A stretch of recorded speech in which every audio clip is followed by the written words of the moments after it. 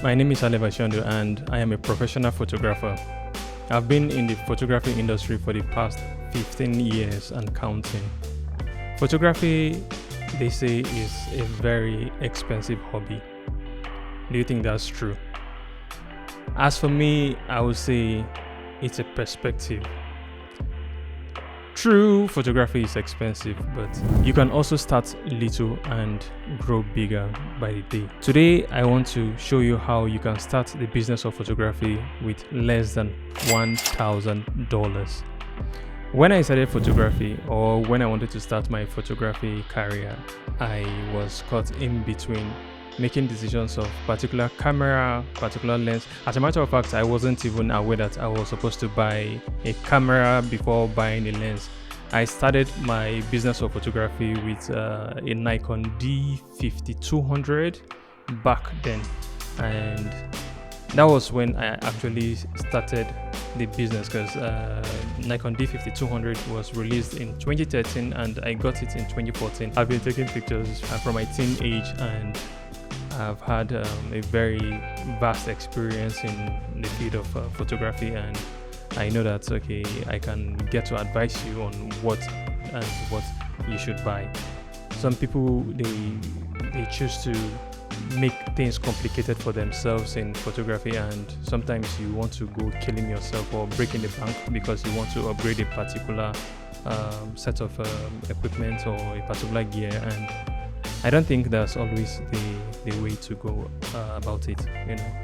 I would say you should basically understand the basics of photography, and you can excel beyond what you imagined or you thought you could do.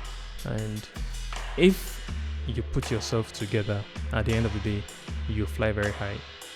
I won't be talking much today. As for today, I just want to go straight into the point and spell out what you should buy with less than $1,000 if you are ready to go into the business of photography.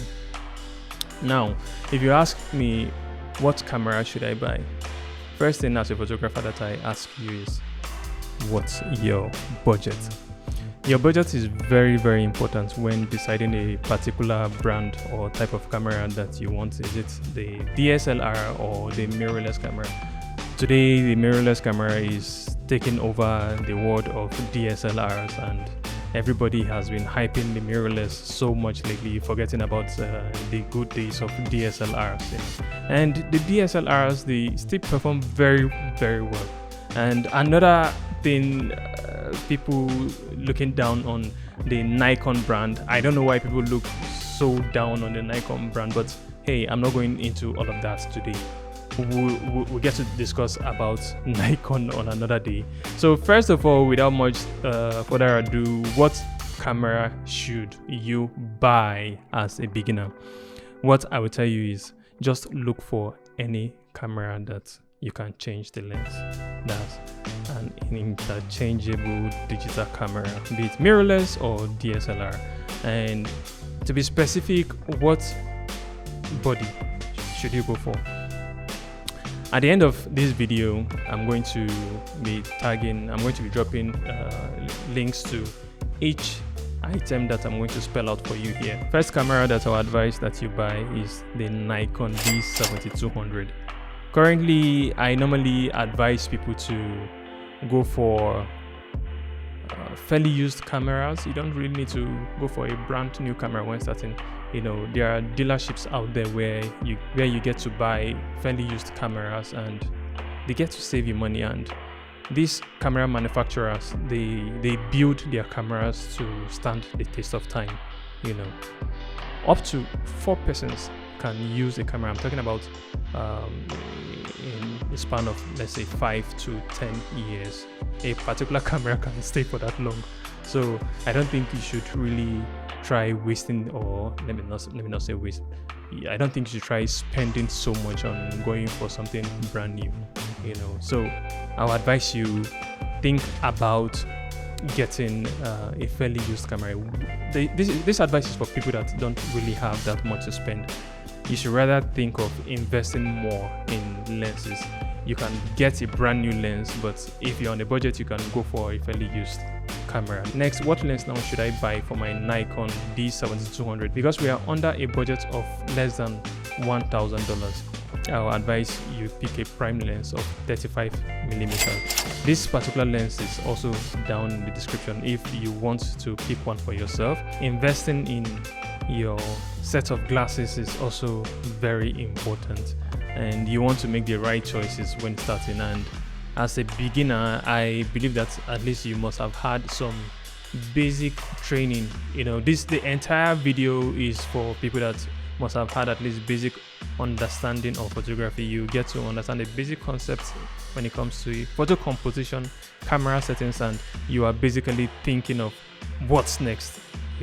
So moving on to the lens I advise for the Nikon 35mm f1.8G lens, and it is a very good lens, I must say. I used it during my beginner days of photography. Well, personally, I didn't buy the 35mm to start with.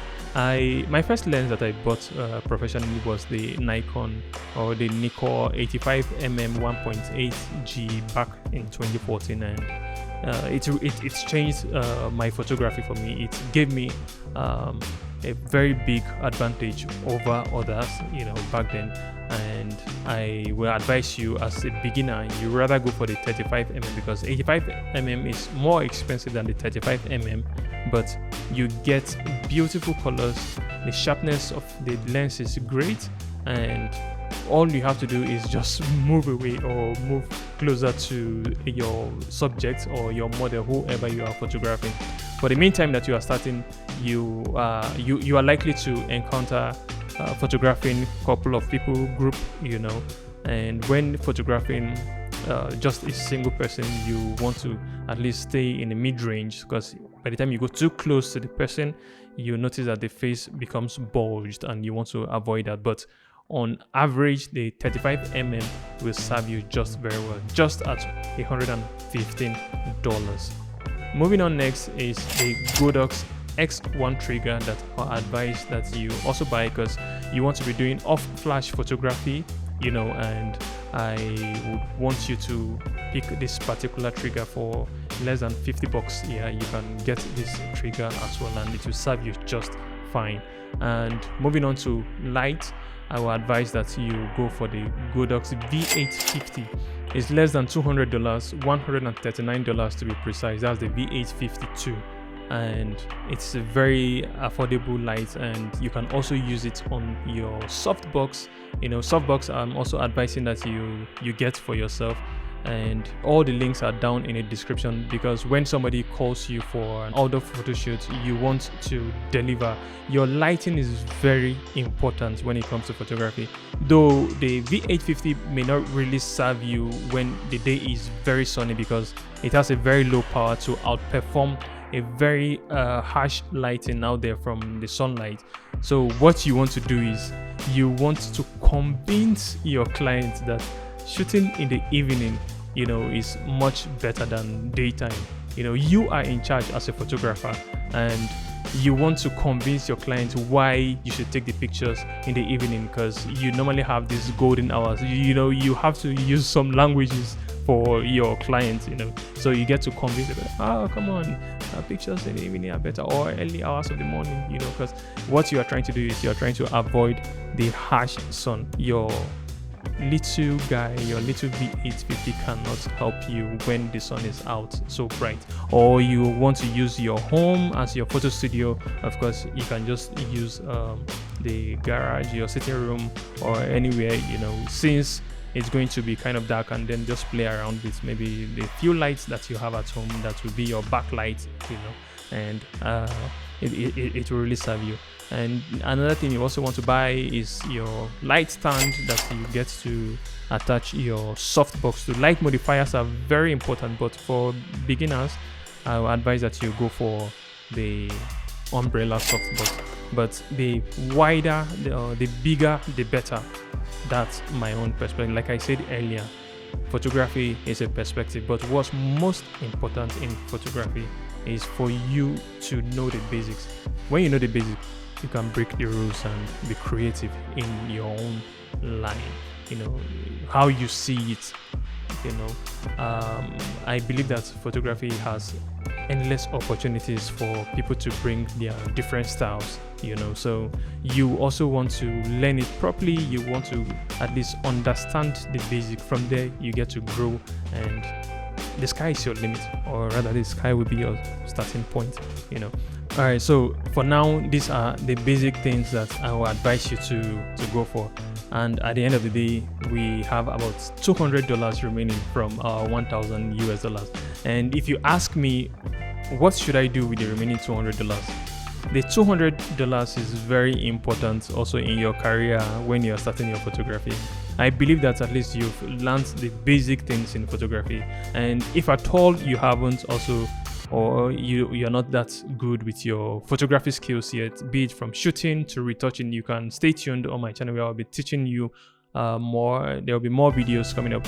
Back to your $200. So what do you do with your $200? If you are good with your retouching skills already, I'll advise you that you put that money into your ads.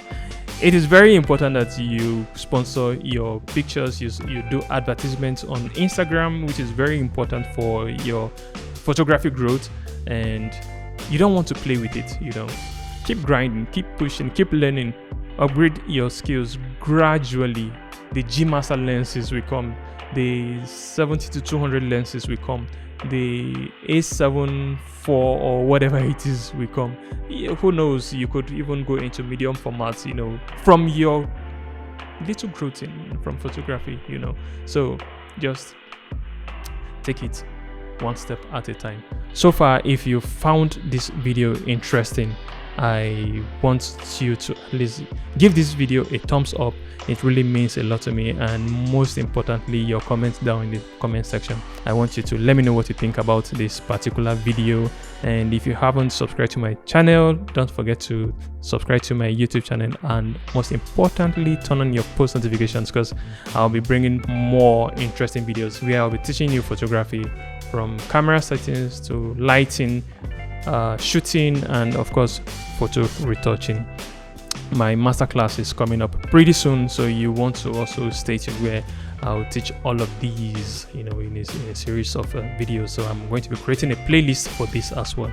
So if you are interested in picking any of the items that I've mentioned here, you can use the link down in the description.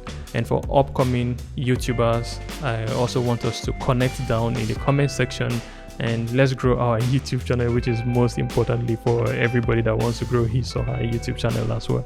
I really want to appreciate the few minutes that you've spent on this particular video to watch my video. Thank you so much for watching.